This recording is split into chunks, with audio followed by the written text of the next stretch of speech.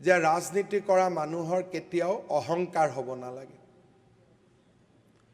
কোনোবা ঘটনাৰ পাকচক্ৰত মই কোনোবা এটা নিৰ্বাচনত জিকিলোঁ, কিন্তু তাৰ মানে ই নিশ্চিত নহয় যে অসমৰ ৰাইজে মোক ৰজা পাতিছে। যোৰহাটত মই লোকসভা জিকিলোঁ, অহংকাৰ গৌৰৱ। ডিব্ৰুগড়ত মই লোকসভা জিকিলোঁ, লখিমপুৰত মই লোকসভা জিকিলোঁ।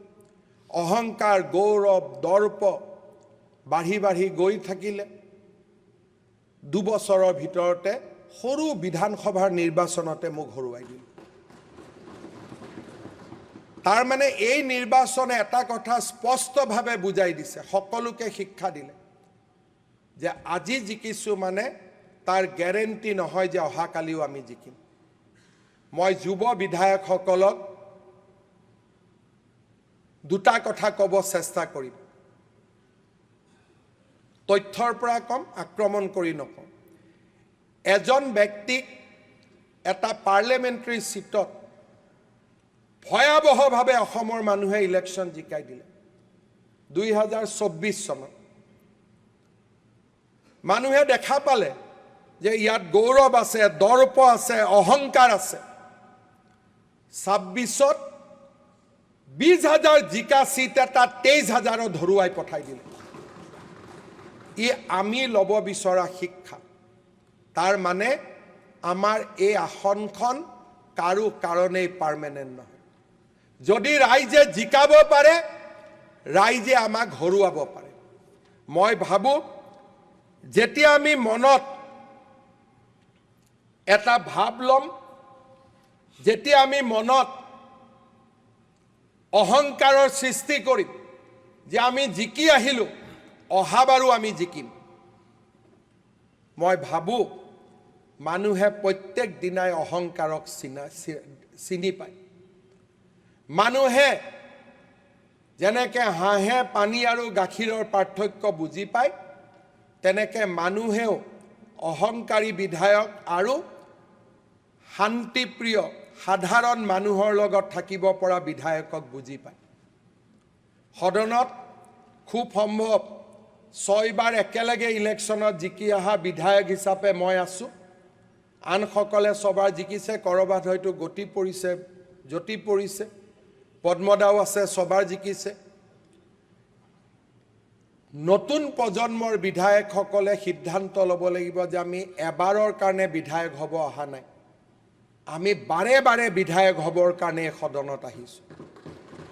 আৰু তেতিয়া আমি বাৰে বাৰে বিধায়ক হ'ব পাৰিম যেতিয়া আমি মনত অহংকাৰক জন্ম নিদিওঁ। জীৱনত আটাইতকৈ ডাঙৰ শত্ৰু হ'ল অহংকাৰ। বিধায়ক হোৱাৰ লগে লগে যেতিয়া আমাৰ কাপোৰৰ পৰিৱৰ্তন হ'ব, খোৱাৰ ব্যৱস্থাৰ পৰিৱৰ্তন হ'ব, সমষ্টিৰ পৰা সাধাৰণ ৰাইজক বেয়া কথা গালি গালাজ কৰিবলৈ আৰম্ভ কৰোঁ, তেতিয়াৰ পৰাই স্খলন আৰম্ভ। যোৱা 15 বিধানসভাত থকা বহু বিধায়ক আজি সদনত অহা নাই। তাৰ পৰা নিশ্চয় নতুন বিধায়কসকলে শিক্ষা ল'ব। মই সকলোকে আহ্বান কৰিম, আমাৰ জীৱনৰ আটাইতকৈ ডাঙৰ শত্ৰু হৈছে আমাৰ অহংকাৰসমূহ।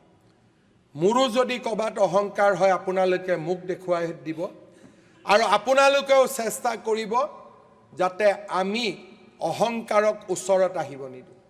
আজি যিসকলে ভাবিছে যে আমি অমুক সমষ্টিৰ পৰা আহিছোঁ, অমুকে আমাক ভোট দিবই, মানকাছাৰৰ 1 লাখ ভোটে তেওঁলোকৰ বাবেও বিপদৰ ঘণ্টা আজি বজাই থৈ গৈছে। 2031ৰ কাহিনী এয়া নহয়, এই কাহিনীও বদলিব। মই আজিয়ে ভৱিষ্যতবাণী কৰি থৈ দিছোঁ। ৰাজনীতিত মই যিমান আজিলৈকে ক'ৰবাত নহয় ক'ৰবাত কৈছোঁ, 2-এটাক বাদ দি ক'ৰবাত নহয় ক'ৰবাত সিও বুজি পায়।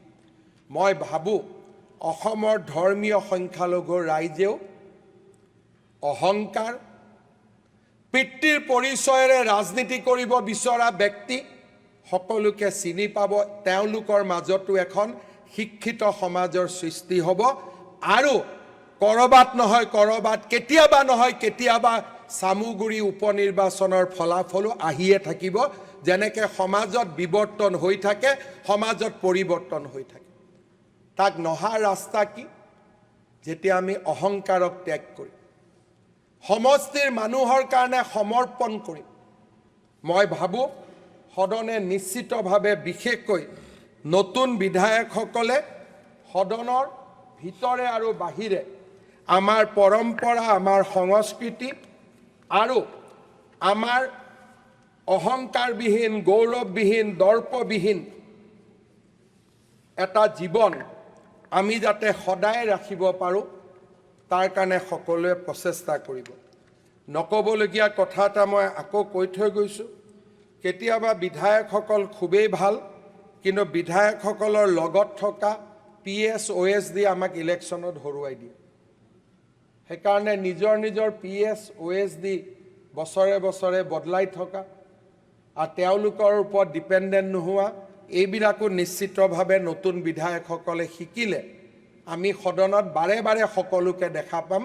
মোৰ অভিজ্ঞতাৰ পৰা এইখিনি কথা মই ক'ম বুলি ভাবিছিলোঁ। মই ভাবোঁ যে কোৱাটো প্ৰয়োজন আছিল।